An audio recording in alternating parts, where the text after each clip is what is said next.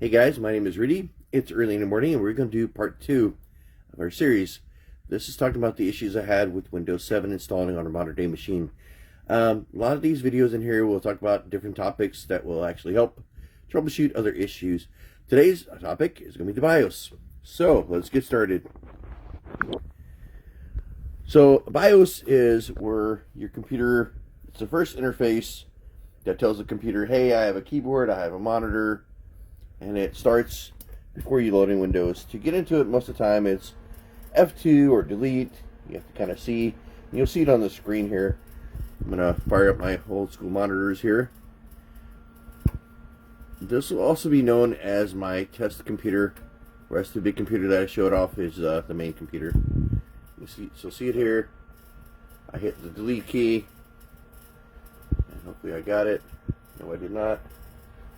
You have to be kind of quick.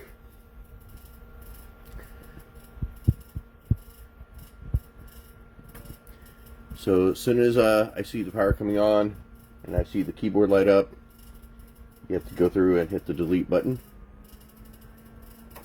There we go. You see it in there, press delete for setup. And here's our BIOS.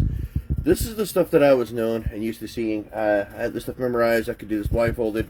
But nowadays we have a BIOS, we have a graphics space where there's a mouse. There's no mouse here. So let's go through some of these values real quick here. System time, system date. This is the quickest way and best way to set up your stuff, your language. This also shows what's actually connected to your computer. Some of these fields you don't really need to do. You can also do, on your home builds, you can probably do default values. If you're working on something on the company or somebody else's computer, you might want to take pictures of anything that you change before you change it. CPU configuration and plug and play. I think this is one we can actually play with here. This is plug and play OS. You have to go through these one value at a time. And I wanted to get into, you got boot priority here. Here's where you can use the up and down keys. You can see that here to adjust. So like for example, mine's set up here to where it'll boot the CD first, and you can use that to move it down or up. And you also want to save whatever you're working with. Escape once will get you back out of that screen. And let me find our problem here where we had, let's see, was it here?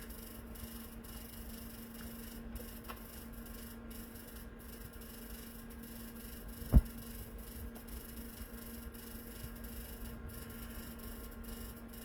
on 1 second here, sorry about that.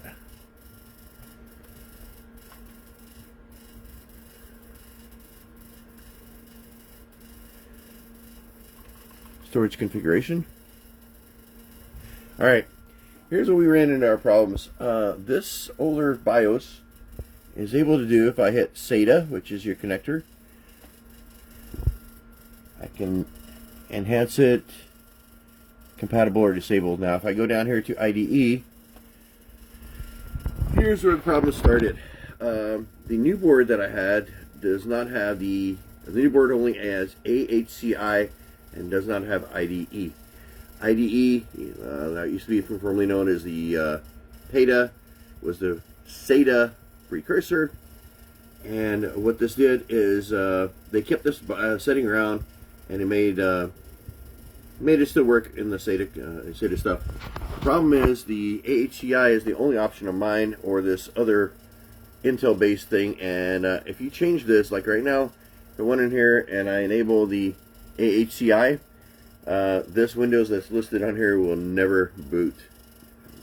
That's why if you really screwed up some stuff, most of the time you can actually put in here, you can put exit and save changes, exit and discard changes, and also load defaults. In some BIOSes, Control F1 will actually give you some more enhanced options. What I would do is, if I'm setting this up, defaults are always good. If you want to play around with some of this stuff, write down what you did. So that way you can go back to them if you mess up something. And I would go through these settings one at a time. Usually instruction manuals have guides for what each one of those things are. Or you can, if you really want to be a super nerd, you can actually go through and Google each one of those as you go through. Now, that's the BIOS that I knew very well, except I'm still waking up this morning, so a little rusty. Now I'm going to show you what's changed with this one here. This is my main computer, and I'll show you the problem that we had here. Same thing, I'm going to press the delete button here.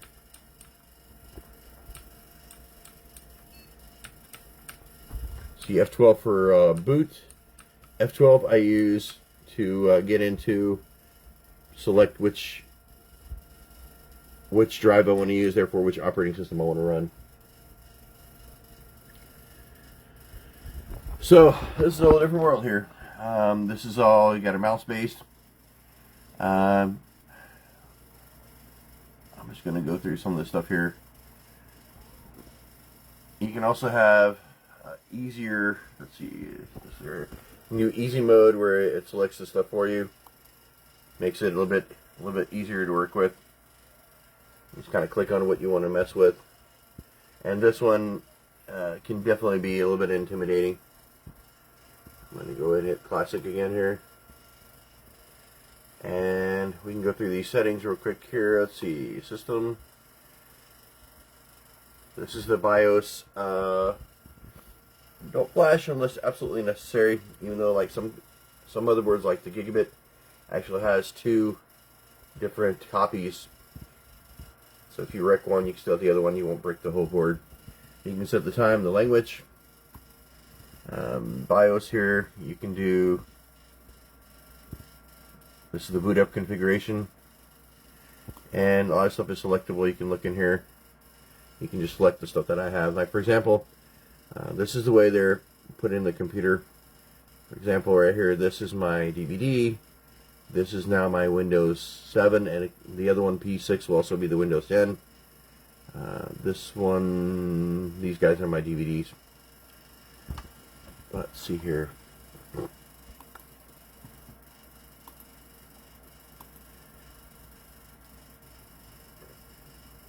Okay, onboard controller.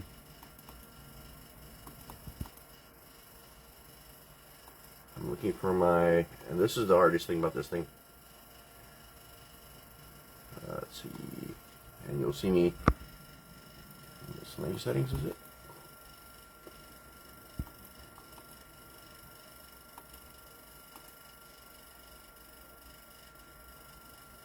And also some of these you can scroll down.